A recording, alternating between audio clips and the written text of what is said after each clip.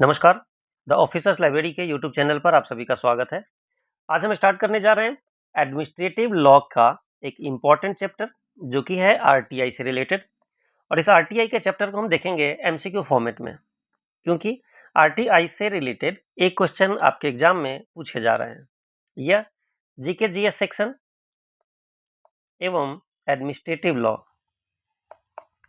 दोनों में समान रूप से उपयोगी है। स्टार्ट करते हैं। पहला क्वेश्चन, आरटीआई अधिनियम कब लागू हुआ, यानी आरटीआई एक्ट लागू कब हुआ था?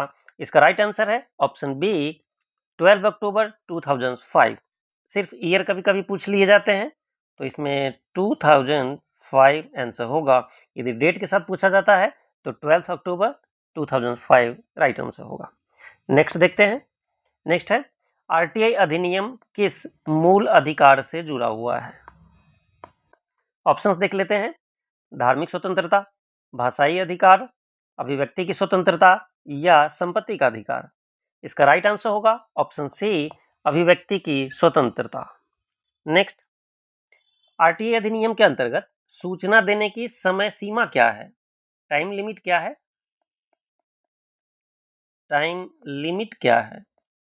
यदि आप कोई आरटीआई लगाते हैं तो कितने दिनों के अंदर आपको सूचना प्राप्त होंगे? इसका राइट आंसर है option C, 30 days. Next question, यदि आरटीआई आवेदन जीवन या स्वतंत्रता से संबंधित है, तब इस स्थिति में इंफॉर्मेशन कितने दिनों में देनी होगी?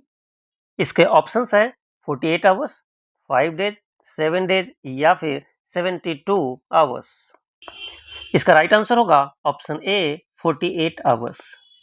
यदि कोई इंफॉर्मेशन मिलने से किसी के जीवन की स्वतंत्रता बचती है तो ऐसे कंडीशन में इसे 48 आवर्स के अंदर इंफॉर्मेशन प्रोवाइड करनी होती है। नेक्स्ट क्वेश्चन, आरटीआई अधिनियम किसे लागू होता है, यानी आरटीआई अधिनियम के दायरे में कौन कौन से आते हैं? क्या केवल केंद्र सरकार आते हैं, यानी सेंट्रल गवर्नमेंट? सेकंड, केवल स्टेट गवर्नमेंट, सभी सार्वजनिक प्राधिकरण या फिर केवल न्यायपालिका, जुडिशियरी? इसका राइट आंसर होगा ऑप्शन सी, सभी सार्वजनिक प्राधिकरण। जितने भी प्राधिकरण होते हैं, यानी पब्लिक अथॉरिटी, जो भी पब्लिक अथॉरिटी है वो सारे आरटीआई के दायरे में आएंगे और उन्हें मांगने पर अपने सिटीजन्स को इंफॉर्मेशन देनी होती है। नेक्स्ट क्वेश्चन, आरटीआई आवेदन की फीस कितनी होती है? आरटीआई के लिए फी कितना है? कितना फी करने के बाद आपको इंफॉर्मेशन प्राप्त होता है? ऑप्शंस देख लेते हैं। 50 रुपीज, 10 रुपीज, 100 या फिर 20। इसका राइट आंसर होगा ऑप्शन बी, ₹10। नेक्स्ट, आरटीआई अधिनियम के तहत फर्स्ट अपीलेट अथॉरिटी जो होते हैं, प्रथम अपील जिसके पास फर्स्ट अपील किए जाते हैं, कितने दिनों के भीतर करनी चाहिए? टाइम लिमिट क्या है? ऑप्शंस देख लेते हैं। 15 डेज, 30 डेज, 45 डेज या फिर 60 डेज। इसका राइट आंसर है ऑप्शन बी, 30 डेज। यानी यदि जो आपको रिप्लाई मिला है आप उससे सेटिस्फाइड नहीं है, विद इन 30 डेज आपको फर्स्ट अपीलेट अथॉरिटी के पास अपील करना होता है। नेक्स्ट क्वेश्चन, आरटीआई अधिनियम के तहत दूसरे अपील के लिए टाइम लिमिट क्या है? हमने देखा फर्स्ट अपील, तो फर्स्ट अपील ये 30 डेज था और सेकेंड अपील ऑप्शन है 60 दिन, 90 दिन, 45 दिन या 30 दिन। इसका राइट आंसर है ऑप्शन बी, 90 डेज। यानी फर्स्ट अपील 30 डेज और यदि आपको सेकेंड अपील करने का मौका मिलता है तो यह आप 90 डेज तक कर सकते हो। नेक्स्ट क्वेश्चन, आरटीआई अधिनियम के अंतर्गत कौन सी सूचना देने से मना किया जा सकता है? यानी आप इंफॉर्मेशन मांगोगे और वहां से मना कर दिया जाएगा। ऑप्शंस देख लेते हैं। रक्षा संबंधी, वैज्ञानिक अनुसंधान से संबंधी, निजी विवरण या फिर उपरोक्त सभी। इसका राइट आंसर है ऑप्शन डी, यानी इनमें से कोई भी सूचना यदि आप मांगते हो तो आपको मना किया जा सकता है। नेक्स्ट क्वेश्चन, आरटीआई अधिनियम की धारा 8 किससे संबंधित है? अब इसमें कुछ इंपॉर्टेंट पूछा गया है। धारा 8 किससे संबंधित है? क्या अपील प्रक्रिया से, सूचनाएं जिनकी छूट है, या सूचना शुल्क या फिर समय सीमा? इसका राइट आंसर है ऑप्शन बी, सूचनाएं जिनकी छूट है। वो सूचनाएं जिन्हें प्रदान करने से छूट दी गई है वो धारा 8 में मेंशन किया गया है। नेक्स्ट, पब्लिक अथॉरिटी की परिभाषा आरटीआई के किस धारा में दी गई है? धारा से संबंधित कभी कभी क्वेश्चन पूछ लिए जाते हैं। तो पब्लिक अथॉरिटी जो हमने पीछे देखा कि सारे पब्लिक अथॉरिटी इंफॉर्मेशन देने के लिए आरटीआई के अंतर्गत बाध्य है। इसका राइट आंसर क्या होगा? ऑप्शन ए है धारा 2H, धारा 4(1), धारा 6 या धारा 8।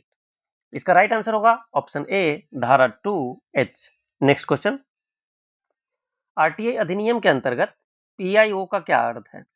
पीआईओ का फुल फॉर्म इंपॉर्टेंट है, आपके एग्जाम में पूछा जाता है। Private information officer, public information officer या फिर प्रिंसिपल इन्वेस्टिगेशन ऑफिसर या पब्लिक इंटरनल ऑफिसर। इसका राइट आंसर होगा option B, public information officer. Next, CIC का मतलब क्या है? आपको पता है सीआईसी सेंट्रल इन्वेस्टिगेशन काउंसिल या फिर central information commission, central industrial code या सेंट्रल इंस्टीट्यूशनल कमीशन। इसका राइट आंसर होगा option B, central information commission. Next question, केंद्रीय सूचना आयोग में मुख्य सूचना आयुक्त जो चीफ इंफॉर्मेशन कमिश्नर होता है उनका कार्यकाल क्या होता है?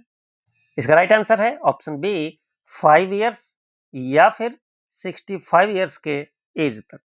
नेक्स्ट क्वेश्चन है, आरटीआई अधिनियम की धारा 20 यानी धारा 20 पूछा जा रहा है, किससे संबंधित है?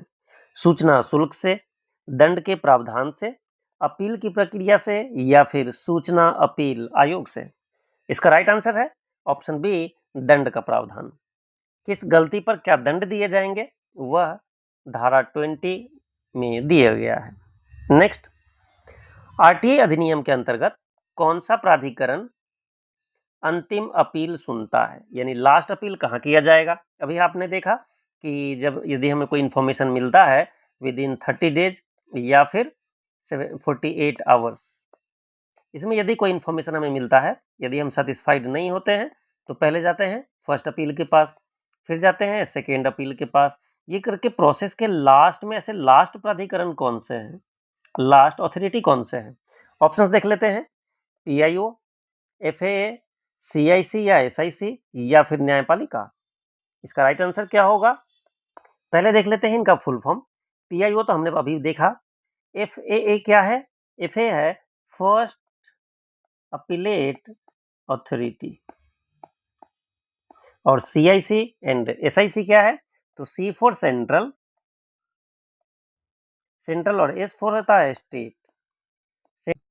तो सेंट्रल या स्टेट का इंफॉर्मेशन कमीशन आयोग की बात है या फिर न्यायपालिका। इसका राइट आंसर है ऑप्शन सी, सीआईसी या फिर एसआईसी। यह इसके लास्ट अपीलेट अथॉरिटी होते हैं, किसके? आरटीआई एक्ट के अंतर्गत। नेक्स्ट क्वेश्चन, आरटीआई अधिनियम किस देश के मॉडल पर आधारित है? जो हमारे यहाँ आरटीआई अपनाया गया था, यह बेस्ट मॉडल किसका था? क्या अमेरिका का था, स्वीडन का था, जापान या फिर जर्मनी? किस देश के मॉडल बेस्ट था? यह स्वीडन का मॉडल था। तो हमने आरटीआई अपनाया कहाँ से? तो स्वीडन से अपनाया था। जैसे आपके एग्जाम में और भी इंपॉर्टेंट जो पूछे जाते हैं, फंडामेंटल राइट, फंडामेंटल ड्यूटी, इनकी बात की जाती है कि या डीपीएसपी किस देश से रिलेटेड है और किसका मॉडल था? तो फंडामेंटल राइट यूएसए यानी अमेरिका से, फंडामेंटल ड्यूटी हमने रसिया से लिया और डीपीएसपी जो लिया गया था ये आयरलैंड के संविधान से लिया गया था। इस तरीके से इसका राइट आंसर होगा ऑप्शन बी। नेक्स्ट क्वेश्चन, कौन आरटीआई आवेदन दाखिल कर सकता है? यानी आरटीआई आवेदन कौन कर सकता है? क्या केवल भारत के नागरिक कर सकते हैं या कोई भी विदेशी भी कर सकता है? केवल सरकारी कर्मचारी कर सकते हैं या फिर केवल पत्रकार कर सकता है? इसका राइट आंसर होगा ऑप्शन ए, केवल भारत के नागरिक, यानी सिर्फ यह राइट सिटीजन्स को ही दिए गए हैं। नेक्स्ट क्वेश्चन, क्या सूचना आयोग अदालत की तरह कोई ऑर्डर पास कर सकता है? क्या कोई आदेश दे सकता है? हाँ, दे सकता है। नहीं, नहीं दे सकता। केवल केंद्र सरकार की अनुमति से दे सकता है या फिर केवल हाई कोर्ट यानी उच्च न्यायालय के निर्देश से दे सकता है। इसका राइट आंसर है ऑप्शन ए कि सूचना आयोग अदालत की तरह यानी जुडिशियरी की तरह ही कोई भी ऑर्डर दे सकता है। नेक्स्ट और लास्ट क्वेश्चन इस आरटीआई एमसीक्यू का, यदि कोई अधिकारी जानबूझकर सूचना न दे तो उस पर अधिकतम कितना जुर्माना लगाया जा सकता है, यानी फाइन का प्रावधान, दंड का प्रावधान। तो फाइन कितना होगा? 5000, 10,000, 25,000 या फिर 50,000? इसका राइट आंसर है ऑप्शन सी 25,000। ओवरऑल हमने अभी देखा आरटीआई चैप्टर को। आरटीआई चैप्टर आप डिटेल में पढ़ना चाहते हैं तो इसके पीडीएफ से पढ़ सकते हैं। जो आरटीआई के एमसीक्यू आपने यहाँ देखे हैं, ये एमसीक्यू आपके एग्जाम पॉइंट ऑफ व्यू से इंपॉर्टेंट था, बट सफिशियंट भी है। आपके एग्जाम में अभी तक इससे बाहर नहीं पूछा गया है, यानी लगभग इसमें 20+ एमसीक्यू थे, जो आपके एग्जाम के लेवल के अनुसार इनफ है और यहाँ से ही क्वेश्चंस आपको देखने को मिलेंगे। थैंक यू, फिर मिलेंगे आपसे नेक्स्ट किसी वीडियो में।